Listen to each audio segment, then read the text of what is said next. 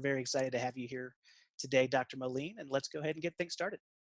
Super. Thank you, Dan. Thank you so much for inviting me to share what I know about risk management with the AEE membership. So just a few pieces on my end. I believe these slides will be available. So my contact information is here on the first slide.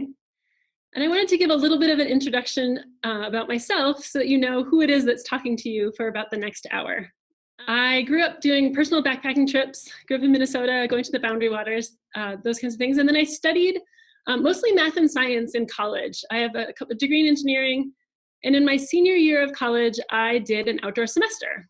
I did an outdoor semester in the Rockies, and it was indeed a transformative learning experience.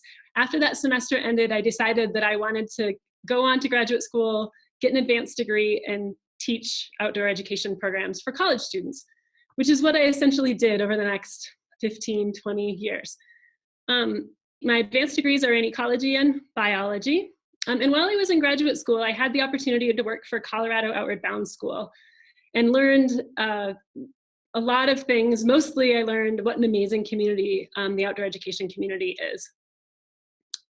After working at Outward Bound, actually concurrent with working at Outward Bound, after finishing my PhD, I got jobs working at a number of different field schools, all university programs. And the advantage of that is I got to see a lot of different pedagogies and strategies and systems, risk management systems as well, for how people manage students in the field. After a short period of time, I got a teaching job at Northern Arizona University, where I developed and funded or received funding to develop field-based conservation and ecology programs for college students. And most of these students were first-generation college students and people from underrepresented backgrounds. And in the process of teaching those programs, a number of my colleagues at NAU came to me and asked for advice designing their own field programs. So the questions ranged from how do I take my students to the Grand Canyon for the day, it's about an hour and a half from here, to how do I write a proposal to the Fulbright Foundation to bring international students from all over the world to Flagstaff to learn about conservation. And I found that in having those conversations with people, I found that I'm sitting in a unique niche of having university experience, but also having experiential education experience. Maybe it's not that unique, it's unique in my area. And so that caused me to launch Educate Wild. And my goal with Educate Wild is to provide inspiration, training, and consulting support to people who teach in the outdoors. So all of that is to say that the first big project I launched for Educate Wild was the RM 101 online risk management training class. And a lot of what I'm going to talk about in the next hour comes from RM 101. I designed this with university faculty in mind because I realized that a lot of my colleagues had professional experience working in the field, say as a geologist or as an ecologist, but they had very little experience supervising students in the field, especially early in their careers. So I surveyed faculty and about 2/3 of them said that they wanted an online risk management training, which is what I developed in RM 101. And I do have a coupon at the end of this course where you can enroll in that at a substantial discount. So my hope is that this AEE webinar series prompts a broader discussion about risk management, not just in the core of our community, because my expectation is that the people sitting in on this webinar, like we do outdoor education. This is what we do for a living. But there are a lot of other people that take people into the field and might not be as aware of some of the risk issues that they'll be facing. So those are some of my goals. So a question that I have for you, if people would be willing to share in the comment box, in the little chat box, where is it that you work and what is your role in your organization? I ask that because I've actually seen the participant list, but you don't necessarily know with one another who's on this call. So I'm curious, who's out there? Welcome everyone. So it looks like we've got climbing, university programs. You guys can read just as well as I can. Welcome, welcome all of you. I'm going to continue with my overview. So I'm a very visual person and I'm a big doodler, as you can see. And this presentation is geared towards, oh great, I'm seeing all kinds of people I know popping up your names. Welcome everyone. This presentation is very visually oriented and I tend to be a visual teacher and learner. So I also have a text version of this presentation available for those of you who prefer to read and have words in front of you. And that version is on my website at educatewild.org/. www.ecology.com/2016 AEE webinar.html. So if you want to go to that site, you can copy all that text, paste it into a Word document, and take notes as you go if that's your learning style.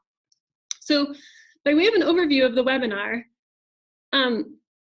I think the simplest way to describe risk management is in 4 steps. The first is to identify the risks that your participants will face in the field. The second is to assess those risks and essentially weigh them against your learning outcomes.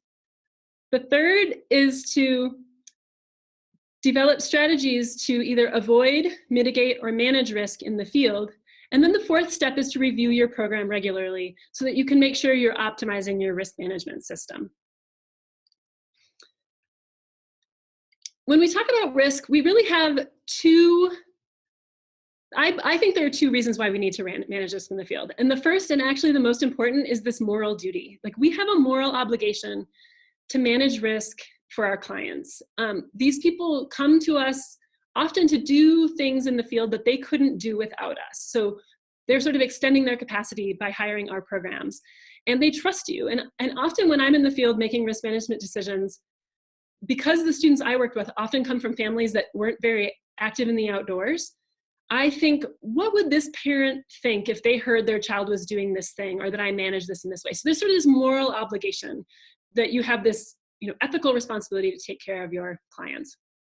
The second, and sometimes maybe the one that we worry about more, is our legal duty and our legal responsibility to our participants. Reb Gregg is going to give a webinar in 2 weeks about the legal aspects of risk management. And I will just suffice it here to say that your participants, because they hire you, they pay you to go in the field, they are buying into a duty of care. And so you are expected to protect them from unreasonable risks.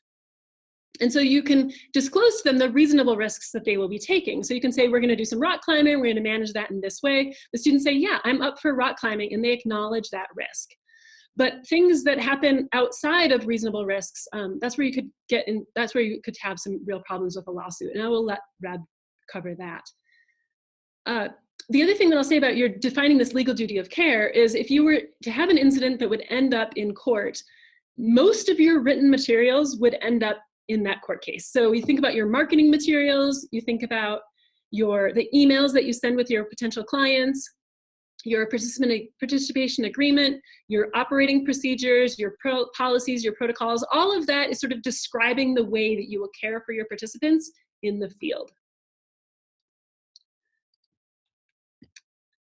So I'm going to refer to this diagram periodically, and of course I've drawn it behind me because I'm a doodler, periodically throughout the webinar, so you can kind of keep track of where we are. I think the first step is to articulate your program goals.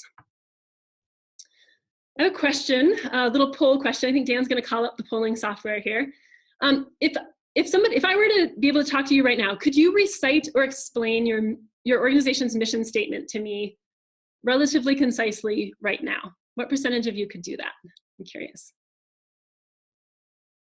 Okay, so a little more than half of you could, with a solid yes, you could explain your organization's mission statement. 3%, maybe you're one person, maybe you're new to your organization, and then about 40% are somewhere in between.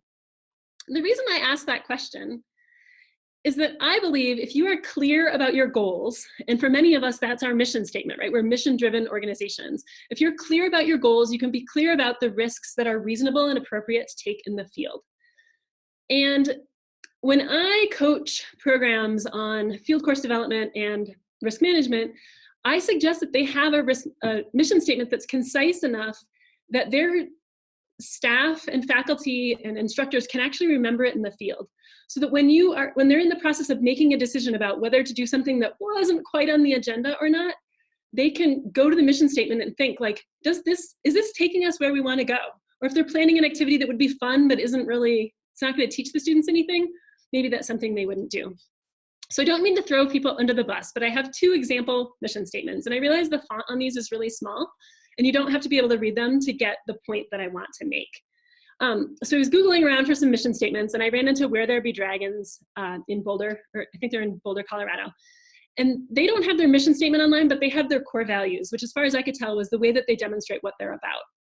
And they've got these three things: global citizenship, self-exploration, and leadership and skill building. And to me, that list is short enough that if I were an instructor for that program and I were in, say, Bhutan, trying to decide how to transport my students from A to B, and I had a choice between mules or a bus, and the bus was going to be less convenient, I could think, like, there's going to be some risk involved in taking mules, but is it going to help me get the students to one of these three places? And is it just a justifiable, is it a reasonable risk? Contrast that with an unnamed university science program. This is their mission statement. And you don't have to be able to read this to know that this would be impossible for many people to memorize and use as a quick checklist in the field for whether the activities or assignments or risks they're taking are leading them closer to their goals for that organization. So I personally believe that a concise and memorable mission statement is a good way to point your staff in the right direction in the field. And 60% of you could recite it, and 40% are close. And so it may be that you could tweak that mission statement to get a little bit more precision. The next thing I want to do is introduce a case study. And this actually comes directly from the RM 101 training that I have online that we're going to use throughout this webinar series. And we're almost using it as a straw man because they really didn't do things extremely well in this particular instance. But it's a geology field trip that took place out of a college in Texas, and they went to Moab, and it is a real story, but the details have been fictionalized for this, for our purposes. A few years ago, the Geology Club from Southern Texas State University, STSU, took a trip to explore the geology of the Colorado Plateau near Moab, Utah. 6 students, the father of one of the students, and the Geology Club advisor, who was a geology professor at STSU, drove to Moab and camped at a campsite near the Colorado River in early June. On the first day that the STSU group was in camp, they watched a group of teenagers wade across the river to a sandbar. The teenagers marked the crossing location by placing a stick in the sand. The next day, the college students explored the Moab region and made chili for dinner. While the chili was simmering, several of the STSU students waded about 50 yards across the river to a sandbar. A 22-year-old community college transfer student, Zhang Wei, stayed in camp to write in his journal and keep an eye on the chili while the other students went across the river. At 4:42 p.m., Zhang's journal reads, "Wade in the Colorado River." 2 students watched as Zhang entered the river, but he wasn't in the place that the teenagers had marked with the stick. So one student, Marcy, tried to get Zhang to go further upstream for a better crossing. When they told Zhang he was not in the right spot, he responded by telling them that he didn't know how to swim. According to the Grand County Sheriff's report, Zhang was a short distance from the bank when he either lost his footing or stepped into a deep pool and struggled to stay afloat. As soon as Zhang disappeared, Marcy jumped into the river and swam to a point where she thought she would intercept Zhang, but didn't find him. The father, who was on the trip, also jumped into the river and floated for about a mile looking for Zhang. Other students in the group looked for Zhang while Marcy frantically drove a vehicle to a place where she could get cell reception and called 911.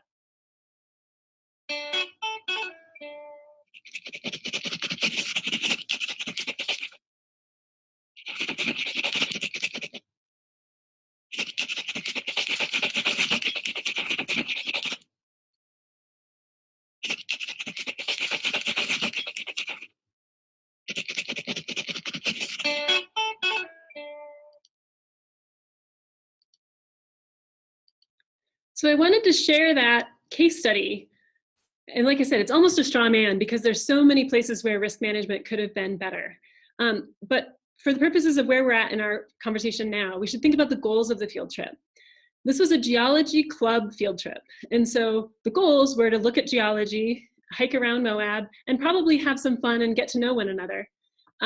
It's valuable to know that this would have been an optional trip. And I think it's clear from the scenario that there wasn't a lot of thought given to risk management. And we'll revisit it as we go. The next thing I'm going to do is describe a system that I've been using to identify risks, actually a commonly used system to identify risks in the field. I'll talk a little bit about setting your institutional risk tolerance, and then we'll move on to assessing risks. First, let's look at some data. I'm a scientist, right? I like data. The Center for Disease Control lists the causes of death for people between ages 15 and 24 in the United States. And these are the top 3 causes of death. Number 1 is accidental death, the second is suicide, and the third is homicide. Obviously, accidental death is a very big category, and you can go to the CDC website. It's on this slide, and you will have access to these slides after we're finished.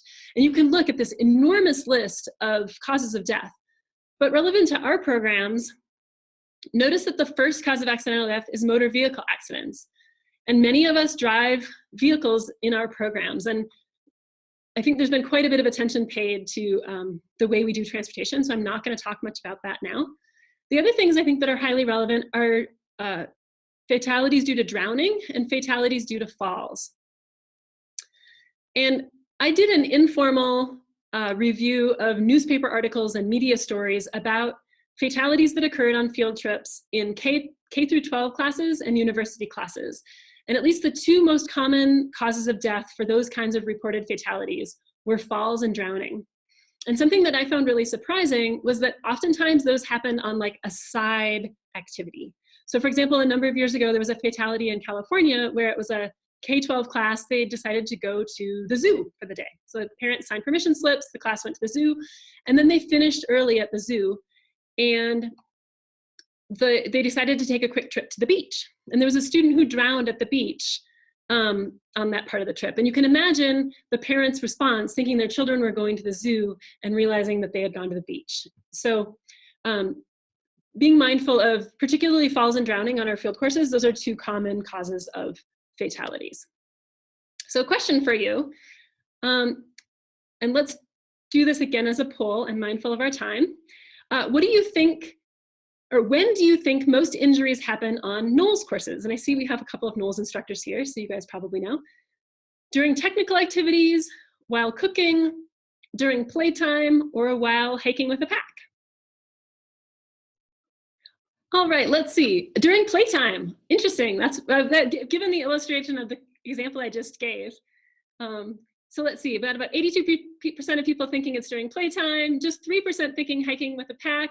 Nobody thinks it happens during technical activities, right? Because we actually have our risk management hats on at that point. Great. Well, let's look at this. So I didn't mean this to be a trick question, but the answer is that most injuries happen while hiking with a pack. About 34% of injuries that Drew Lehman and company reported in a poster that's linked on the bottom back in 2008. They looked at all the incident data at NOLS between 1998 and 2007 and found that 34% of injuries happened while hiking with a pack. And I don't mean that to be a trick question, but part of the reason for that is that most of the time NOLS participants are in the field, they're hiking with a pack. So approximately 25% of the user days in that study were spent backpacking. So that's part of the reason for that. But also, even despite that, there's still a disparity. 25% of the days are spent backpacking, but 34% of the injuries come from that cause. And so, and if you were to talk to Drew, who may be on the call, he would say that oftentimes that happens just, just hiking down the trail. There's just a slip or a fall. We see that the #1 cause of injuries on NOLS courses during that time was slips and falls. Pre-existing conditions was the second cause, and carelessness was the third cause. So a lot of you had chosen carelessness as your as the cause of injury, and so that would be a good thought. I wanted to just say briefly something about pre-existing conditions. As you're going through and reviewing your risk management data, if we see that pre-existing conditions are the #2 cause of injury on courses, that suggests that we should go back and do what we can about our medical screening and tighten that up wherever we can, or figure out ways to accommodate students in the field so that we're working around pre-existing conditions. So we'll kind of see that this risk management process suggests ways that we can improve our management as we go. So the next thing I want to look at is what I used to call the safety triangle, and I'm now calling the risk management triangle. Rev Greg will explain why later. That word safety implies a guarantee that we can't quite guarantee on our courses. I think it's valuable before you go in the field or as you're planning a course, back when you're at the home office, to think through the activities that your participants will face in the field. So we typically think through activity risks, environmental risks, and the risks related to people. And so if we think through some activity risks, these are things like traveling in vans. What are the hazards associated with traveling in vans? Exposure, meaning exposure to cliff edges.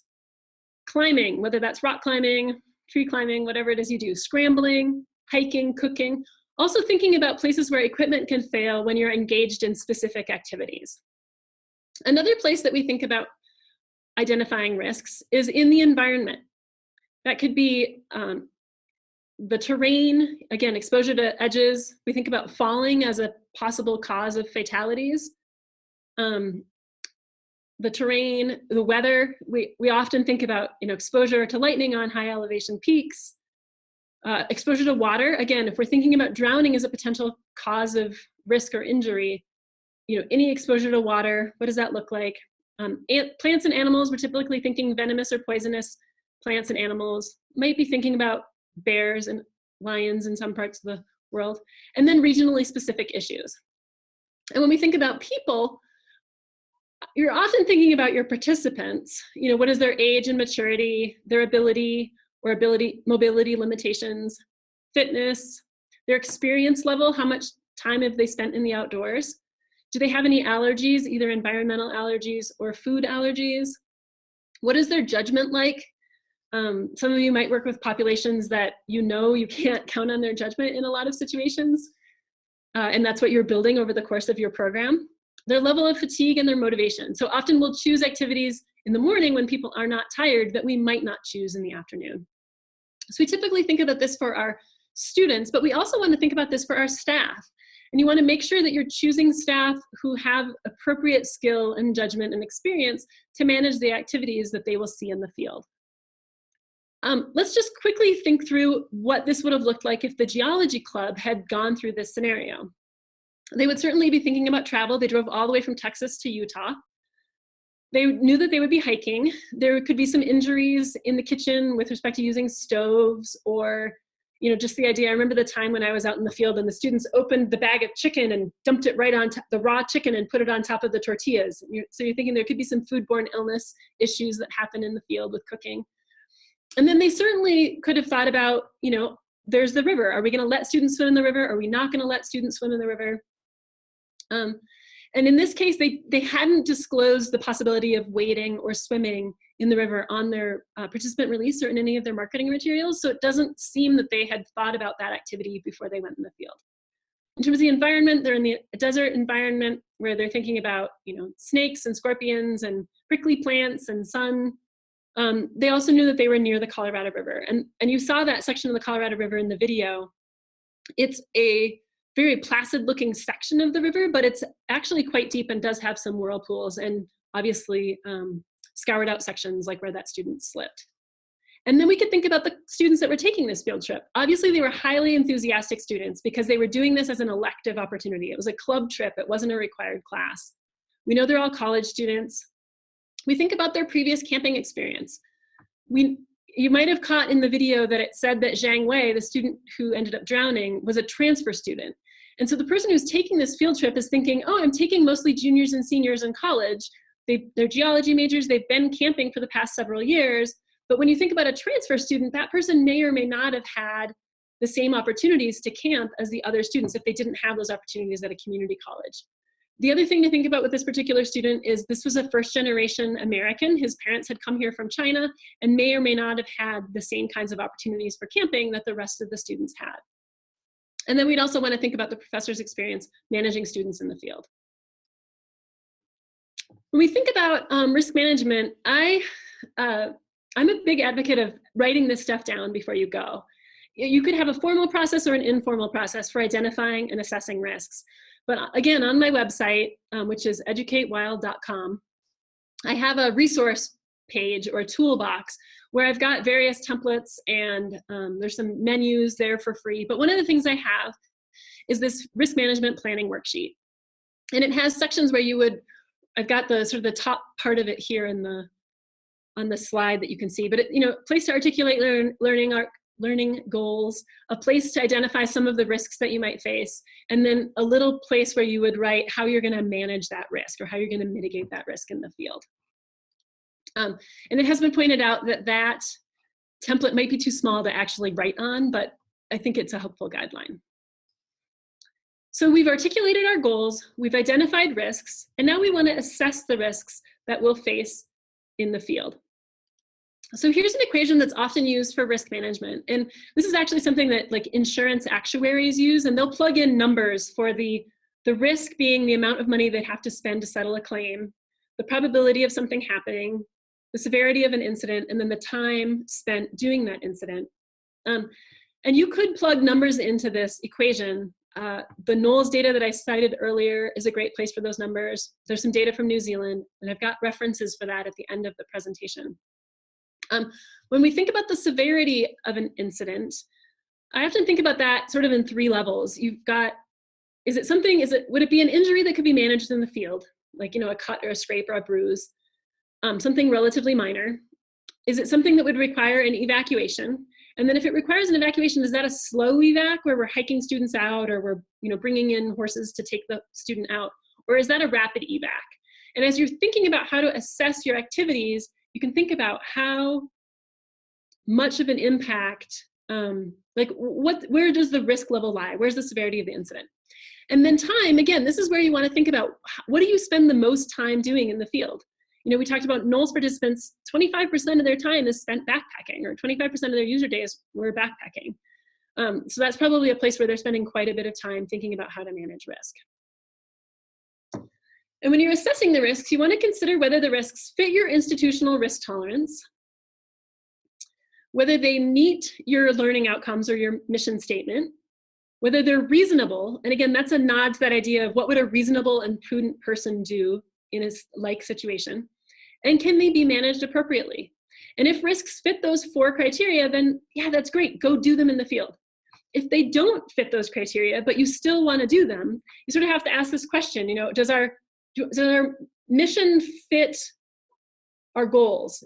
Does our mission fit what we're doing in the field? And if it doesn't, you either need to adjust what you're doing in the field or you need to adjust your mission. I think Steve Smith might talk about mission creep because I've heard him talk about that a bit before. So we're balancing your goals versus the risk of the activity. In the interest of time, Dan, I'm going to skip this poll and just jump along. So the poll that you will see in the slides when you get them at the end that I didn't just give you the opportunity to take was a question of where is your institutional risk tolerance? Where is your cutoff for things that you will allow on your courses? So actually we'll jump back and we can look at the bottom part here for just a moment. Some programs, short day hikes that's where their risk tolerance cuts off. Overnighters are just too risky for whatever reason. Other programs, backpacking trips are great, but they're never going to rope up. That's just not something that's within their comfort zone. And then other programs might find themselves in a situation where they're fine roping up, they're even fine in high elevation, even glacial environments where they're dealing with crevasses and snow bridges and stuff like that. So where does your institutional risk tolerance fall? And I encourage you to have conversations with your staff, your administration, your board of directors about where is your comfort zone as an institution? And then how do you create a legal infrastructure that supports that level of risk taking? And that's really what Reb is going to talk about. So taking risks in the field does not necessarily create legal issues. It's not, and again, I'm stepping way outside my comfort zone, but the law supports the idea that you can take reasonable risks in the field if they are headed towards your learning outcome. People are signing up to have a transformational learning experience so they can take risks. It's the undisclosed risks, the poorly managed risks, and the unplanned activities that can really cause you trouble, legal trouble, if something bad were to happen. The other thing you need to do before you head into the field is disclose all of the risks to your participants.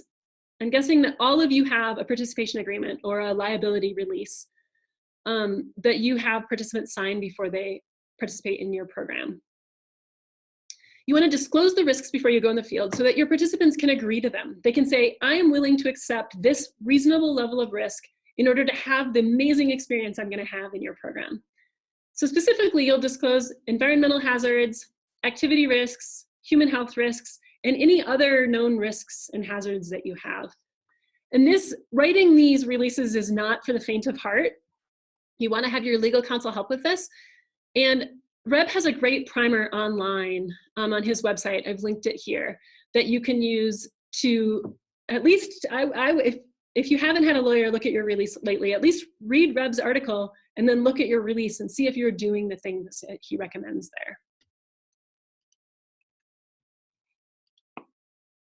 All right, the next step is to actually manage the risks in the field. So we've identified risks, we've weighed them against our learning outcomes or our goals, we've asked the students to acknowledge the risks, and now we're going to manage risks in the field. And I just want to remind you that I'm just presenting a framework for managing risk. I'm not going to tell you exactly what knot to tie or what harness to wear or what belay technique to use on your challenge course or in your climbing program. The reason for that is that the specific answers, well, one of the reasons for that is that I don't know enough about your program, right? The specific decisions, the specific risk management decisions that each of the programs attending this call will make will be dependent on your program. But I can talk generally about how we would manage risks. You essentially have 3 options for managing risk. Number 1, you can just choose to avoid it altogether. Like, it's not allowed on our course, we're not going to go there. The second is you can mitigate a risk by setting limits or using just simple safety equipment that's just going to reduce the risk of harm to your participants during an activity. And the third is that you can actively manage risk during an activity. And let me give you some examples to clarify this. So risks that are commonly avoided on field courses, alcohol, for example. A lot of us have chosen, even in adult programs, not to drink on course.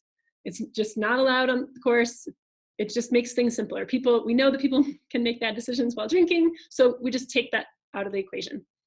Another thing is mixed gendered tents, especially for youth programs. It's just there's too much of a risk of sexual harassment, or there are issues that could happen. So a lot of programs choose to avoid mixed gendered tents. Another thing that a lot of programs avoid is romantic relationships between staff and students. They just, maybe you can get together after the program ends, but that's not allowed during the program. And risks that are avoided are typically managed through policy. You just make a blanket policy, this is not allowed on our program. If you start thinking about mitigating risks, we do this all the time. Many programs require students to wear appropriate footwear in camp, or they require that students wear tennis shoes anytime they're out of a tent. So that's mitigating the risk of cuts to your feet by making a policy decision about how that's going to look. Another thing that we often do is, we'll encourage sunscreen or hydration, those ways to reduce the impact of the external environment. I think of this as kind of a passive form of risk management. I mean, you're actively encouraging your students to hydrate, but you're not, touching them and spotting them up a cliff. It's kind of a passive risk management, and one that's often really well managed through culture, teaching students to take care of one another, teaching students to take care of themselves. And that's something that Steve Smith is going to talk a little bit about in his talk next week. The third way we manage risk, and this is probably the one that gets the most attention, is through active management. We actively manage risks using industry standards. So for example, we belay students on climbs. We teach students to belay one another. We scout rapids on rivers. We have a throw bag and a spotter at every steep river crossing, places we're worried about that. So this one sorry, I scrolled instead of arrowing. This one I am gonna ask you to comment on in the chat box, because I'm curious to hear what people think. Like, how do you personally know what the industry standard is for a particular activity? Like, where are you finding that information? Are you just like using the manual that was passed to you from the person before? What are the ways that you're doing that? Research, associations, I know you can all read. Conferences, talking to people, standards. Look to the big guys like Outward Bound and Knowles. Oh, you have actually an organization in your country that helps you manage that. That would be fabulous. We do have some. Great, so it sounds like a lot of people are going to conferences, looking to the Ministry of Education in countries that have that sort of awareness. So you guys all just said it, you already know, right? You talk to your peer institutions, you go to professional meetings. Several people mentioned the Association for Experiential Education meeting. Several people mentioned the Association for Challenge Course Technology. A lot of us go to the Wilderness Risk Management Association. So there are professional meetings where you can attend workshops that say, this is what the industry is doing right now in terms of X, avalanche management, swiftwater, whatever. The other thing that happens at those professional meetings, those of us who've gone know that you learn a lot in the workshops, but you learn way more over lunch, over breakfast, over conversation in the evening to find out, hey, your program sounds really similar to mine. What are you doing with this? Are you seeing a lot of incidents and injuries on backpacking trips? And if so, how are you dealing with that? The other thing several people mentioned is industry-specific trainings. And I see AMGA mentioned, I'm looking at our thing, AMGA and ACCT mentioned several times in our comment section. So, many of us, probably almost all of us, are wilderness first responder trained. That's an industry standard. It's a specific training that you can get from a variety of places. That's great. So you could also ask for an external risk management review. There are consulting companies that will come in and do that for you. Steve Smith is one. You could look to AEE accreditation. And I have a comment about AEE accreditation. So I realize that not all programs have the budget to become AEE accredited. I would hope that people are looking to that down the road. But if you can't afford it now, what you can afford is the standards. So if you don't currently have a copy of the AEE accreditation standards, I highly encourage you to buy them. $45 for members, $60 for non-members, and you can take those standards, read through them, and ask yourself, are we meeting these standards? The other thing I'm going to say about this, and seeing the experience level of the people in our audience, this is redundant, but you'll know that the AEE standards are not prescriptive. They don't say use a Petzl XX harness in this configuration at this time. They're not prescriptive in that way. They're somewhat general, so they can be tailored to your specific organization, which is why the accreditation process is so important. Some AEE representatives come, they see your program, and they help you figure out whether your policies and procedures are adequately managing risk. I'll quickly say that the AEE standards, they say things like, the program has written policies for blank. The program has appropriate curriculum for blank. They don't say the specific, are not specific in that way. The other thought I have about the standards is you can do it, if you are not accredited, propose a trade with a partner organization. Hey, we'll read the standards and we'll bring the AEE accreditation standards and look at your organization if you'll do that for us. So that is a low cost or no cost solution. Before I go to this, the other thing I'll say is that even if you have similar organizations in your area that you consider to be your competitors because they're delivering similar content, nobody considers themselves to be a competitor when it comes to risk management. People tend to be very open about sharing their policies, procedures, release documents with other people in the industry, because we recognize that our entire industry benefits when we manage risk well. And I've just recently started working on a project with Steve Pace, where the Natural History Institute at Prescott College is trying to make policies and procedures available for field courses that would be available to ecologists and conservation biologists all across the country, because they aren't typically managing risk in the way that we are in the outdoor education industry. Something that often comes up when we talk about risk management is this balance between how much direction to give staff and how much to empower staff. And I like to think of this on a continuum of using course culture to manage some kinds of risks, especially low risk activities, and using policy and procedures to manage other kinds of risk, especially high risk activities.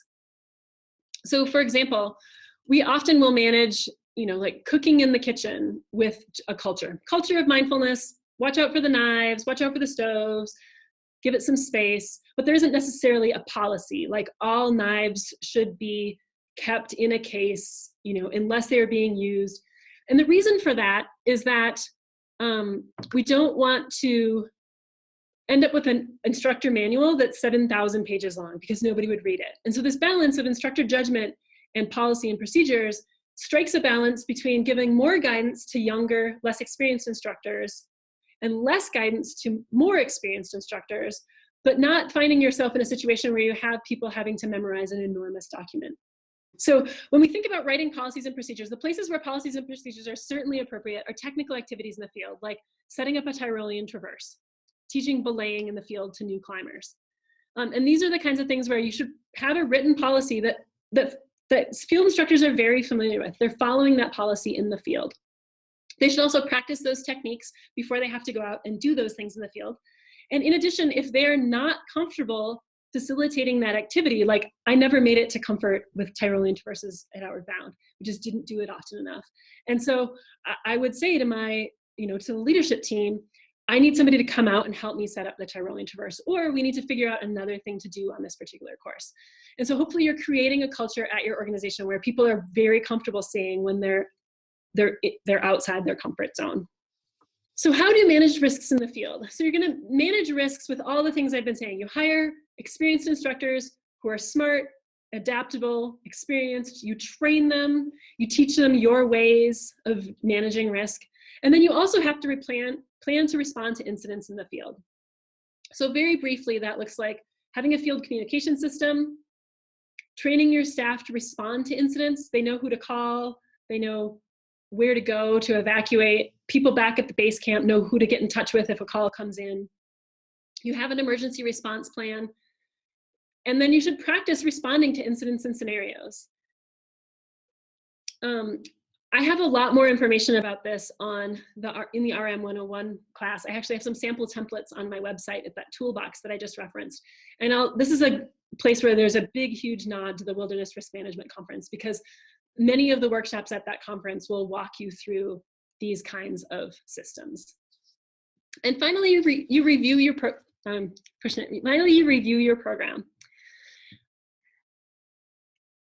So I think this quote is great, and it puts forward the idea that we're getting at here, by Buckminster Fuller. If I ran a school, I'd give the average grade to the ones who gave me all the right answers for being good parrots. And I'd give the top grades to those who made a lot of mistakes and told me about them, and then told me what they learned from them. And I think this sets up the idea that Steve Smith is going to talk about in his webinar, where we want our staff to be bringing their concerns to the table. We want our staff to be talking about places where things didn't go as smoothly as they could have. So there's sort of 3 levels of review that happen after a course. The first is the informal review, where you sit down after your course and you think about what went well and what didn't go well. And this just might be you sitting back with a cup of coffee or a beer, thinking through your program. Ooh, that was a little awkward. This was good. That was bad. And making notes for yourself for what's changed.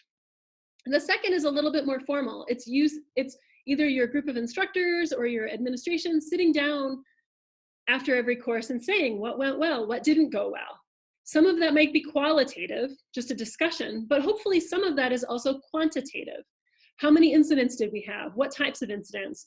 Where were there places where things felt a little unsafe? Where were things that students were out of their comfort zones? And then hopefully you have somebody at least once a year looking through that data and charting where your incidents are occurring, where are your trouble spots, so that you can work on managing risk better.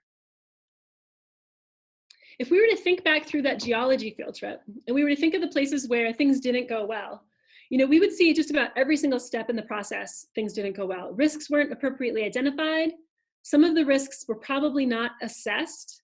They certainly weren't mitigated. The risk of wading across the Colorado River for somebody who's a non-swimmer, there was no throw bag, no flotation device, nobody's spotting. And then when we think about how they reviewed the course, reviewed the incident, the university didn't do any follow-up at all. They called it a freak accident and said, you know what, this could have happened to anyone. Whereas if they'd been thoughtful and thought logically through that process, they might have found places where they could have improved their risk management on courses in the future. And certainly the professor who was managing that field trip could have learned quite a bit.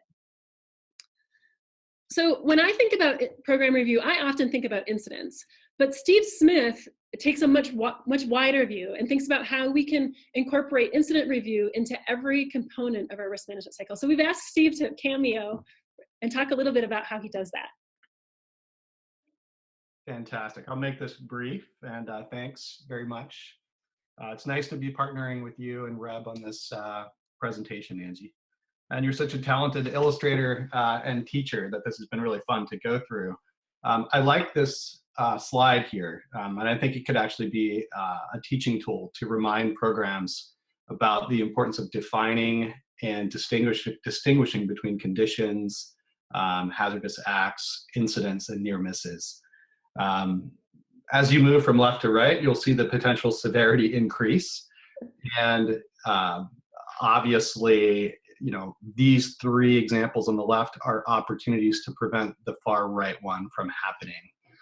You can have great policies and great training, but you need to have an organizational culture that's going to be willing to be humble and learn from incidents and near misses that have occurred to prevent other ones from happening. So that's actually what my presentation will be about next week, looking at how to build a culture in your program that will give you that opportunity to learn from your incidents and recognize near misses to prevent catastrophes from happening. So thanks so much for letting me have a quick little cameo here in your presentation. And I think that's all I had to add right now. Thank you. I really look forward to your talk, Steve. Thanks. I'm excited to take my work to the next level. Thanks. Super. So I just wanted to quickly recap before I let folks go. And I recognize that we promised this would be an hour-long webinar, and I'll say that I will stay on the line for as long as people have questions if there are any. But this is my last formal slide, and people should feel free to go if you have to get to the next activity. So just by way of recap, I think the way to design a strong program is to have a clear mission, because everything that you do can trickle down from that really clear mission, or you can think of it as a laser focus.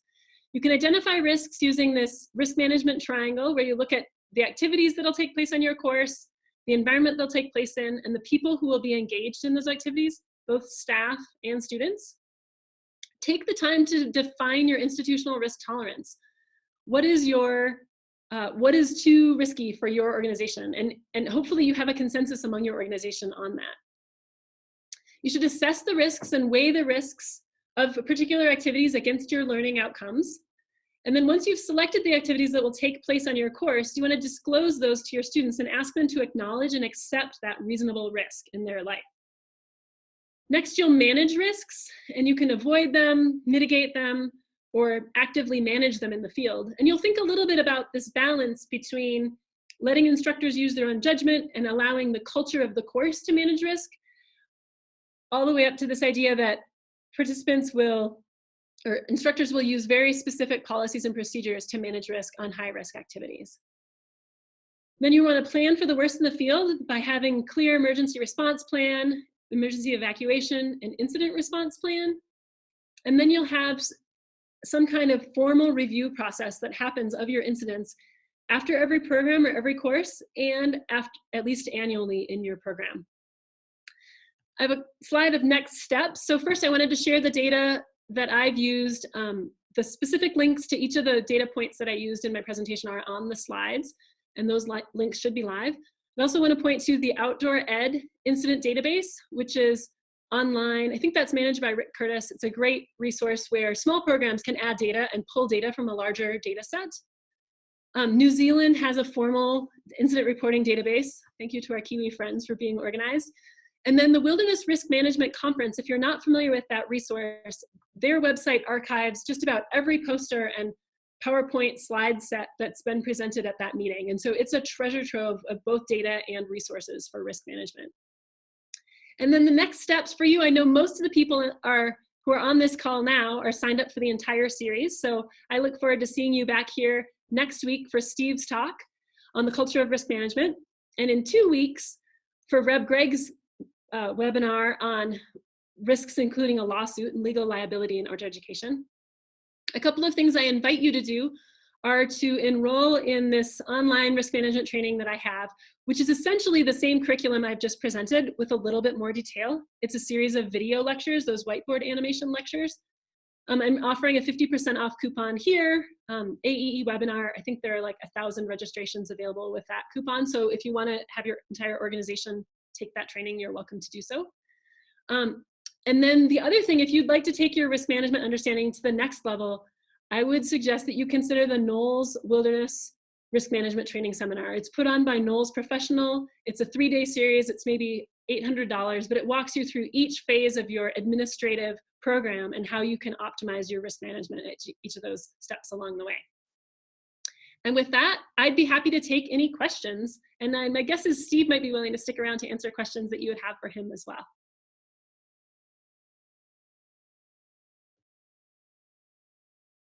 I can hear you all applauding in the background. Angie, while we're waiting for some of those questions to roll in, I just want to say big thanks to you for giving us your time today. This is really excellent material that I imagine everybody's going to be thinking about as they go back to their programs. Hopefully we're planting lots of seeds. Yeah, so good question about how do you distinguish between making parents aware of the risks versus youth? You know, that's a challenge that I've had in the programs that I've run, because I actually added a line to my participant agreement form that says, do your parents speak and understand English? Because a lot of the first generation college students that I've been working with are the first person in their family lineage to speak English. And I speak enough Spanish to communicate risks in Spanish, but I've had students whose parents speak Farsi and all kinds of other things. So, and fortunately I was dealing with emancipated adults, or technically 18 years old, but I still want the students to understand the risks. So, you know, if you have youth participating in your programs, you're going to have a release waiver or a participation agreement that asks the parents and the student and your participant to sign the waiver. But I think if you work with a population for whom English is not their first language, you want to give some thought to having, you know, informational sessions or webinars or some kind of slides, or is there some kind of way to make it more visual so that the parents will understand what it is their students are going to participate in? Because I often think about Zhang's parents, you know, didn't speak very much English at all, getting this notice that their kid, you know, who had gone away to Utah, maybe the first person in their family to go to Utah, you know, drowned in a river, and they just would not have understood those risks about that. So those are some ideas of how to do that. You know, clearly your marketing materials and your participation agreement are the two key ways, but if you have reason to believe that the parents wouldn't understand the risks from those documents, you could think of ways to make that more inclusive with face-to-face conversations, open meetings, you know, like pictures of the course that that the youth could take home to their parents. Oh, right. So the idea that some people, so there is sort of this subculture, at least I know it's common in university culture, where there are people who just aren't going to bother to manage risk because it takes too much time and energy. And they sort of have this idea that if they can just stick their head under a rock, that when the inevitable incident happens, they'll be able to say, well, I just didn't know. But that, Reb and I have talked about that a little bit, the idea, and Steve as well, the idea that if you're taking people out and you have this duty of care, you're going to be held to the standard of a reasonable person in your industry. And so if you're not doing the risk management homework and you have an incident on your course, and it goes to court, the other side is going to bring in reasonable people running similar programs and talk about the due diligence that they have done in order to do similar programs. And so I think Reb will talk about this a little bit more, but the idea of, you know, managing a risk appropriately, whether that's hiring, you know, instructors that are experienced and you feel like you can rely on their judgment to manage an activity, or there might be so you can either hire somebody to come in and manage an activity appropriately, or if you can't, deciding not to do it. Yeah, that's a very individualized call. I tend to be a little bit of a risk management like ninny, like I worry a little bit more than some of my colleagues. But some of the things that go into that are, you know, if you have legal counsel and your legal counsel can say, yeah, your legal infrastructure is sufficient to legally manage these risks. Do you feel like you can physically manage these risks in the field? Then you should go ahead and do something. Okay, and I see that somebody from Australia just mentioned the Australian incident database. If that person would be, I will Google it and I'll add it to this presentation. If somebody would be willing to email me that link, I can put it on the toolbox. Yeah, the uploads project is pretty amazing, and we can send out a link to that with our follow-up email for this webinar. That sounds great. Thanks for putting that out there. I don't have, so then I see this question, resources for online or digital disclaimers and release waivers. I that's not something that I currently have on my website. I do understand that a digital signature is the same as a physical signature on a piece of paper legally, but I don't have examples of language. Steve, do you happen to know if there are examples of release waivers on the WRMC resources page? I think that in general, I would be hesitant to recommend that you would take a generic waiver from another program or just a template and try to apply that to your own, because it was probably not written with your industry in mind. It may not be recognizing the specific hazards that are inherent in your program. And it may not even be suitable for the state that you operate in, because every state has different laws and lawyers that are trained to operate in different states. And so in general, while I understand the intent behind the question, I would counsel to hire counsel and to actually make sure that your anything you're using that is meant to be a liability waiver is vetted by an attorney in your state. And Reb will certainly talk much more about this in his presentation in a few weeks. So that may not be the answer you were hoping for, but that would be my suggestion, is to not try to use a generic one that you find or borrow in other organizations. You really need to make sure that your waiver fits your program in the same way that Angie was suggesting. You tailor your risk tolerance to fit your mission and the uniqueness of what your program is about. Mm-hmm. Thanks for that, Steve. And I can empathize. When I was at the university that I was at, the university rule was that faculty were not allowed to have access to our legal counsel. And anybody who teaches at a state school, like the state of Arizona, is self-insured. And so that means that there's no insurance person that I can call and ask those kinds of questions that a typical outdoor education program can ask in terms of risk management. You call your insurance agency and say, can we do this? And what kind of waiver should we have? But I recognize that some of you may be in situations where your hands are tied and you don't have access to good counsel. Steve, everything that Steve says, I absolutely support. And so I just found sneaky ways to gain access to the legal counsel. And if anybody wants to have that conversation offline, I'd be happy to email you about it. Thank you so much. So I've got a question here about avoiding risk. So I'm going to revisit Carrie's question about this due diligence in terms of risk management, because this is something that Steve and Reb are going to get at quite a bit. The idea that working in a culture where people don't want to take any risks, they don't want to do experiential activities because they're too afraid of the liability. And I think Reb will spend quite a bit of time saying that the law actually supports the work that we do. It supports the idea that you can take risks en route to a transformative learning experience. Like the law supports the idea that climbing mountains has value, and that the risks inherent in climbing mountains are reasonable risks. And so one of the ways that you might be able to mitigate that issue in your institution's culture is to get a hold of standards or get a hold of other people's policies and protocols and say, this is the way other organizations are doing it. They're doing this. They're organizations just like us. They are taking reasonable risks in the field. So it does take a little bit of proactivity on your behalf. And I know people aren't always receptive to every idea, but it's possible that that might be a way to get at that. So a question about how do you manage market risk management to parents of your teenage students without taking away from the adventure piece? And I think, again, this is one of those places where if you can, like, we know that taking risks, we know that pushing people out of their comfort zones causes growth. And the reason we take risks is to push people out of their comfort zones. We don't push them too far because then they're not going to learn anything. But if you can articulate that process, the process of pushing people outside of their comfort zones, using these appropriate risks, talk about that with the parents. And sometimes that might be through metaphor. If you can have one-on-one conversations with the parents, when are the times in their lives that they've learned the most? Well, what caused that? See, we're going to do the same thing for your kids. Because it may be that some of the parents, if the parents are uncomfortable with the risks in your program, you might not want those students in your program. because those are going to be the same kinds of parents who, yeah, I mean, you want the parents, ideally you want the parents to be really supportive of the programming that you're providing, because then they become the advocates for your program in the future. And so some of it is finding that fit between what you're offering and who is signing up for your offerings. Did I miss any questions?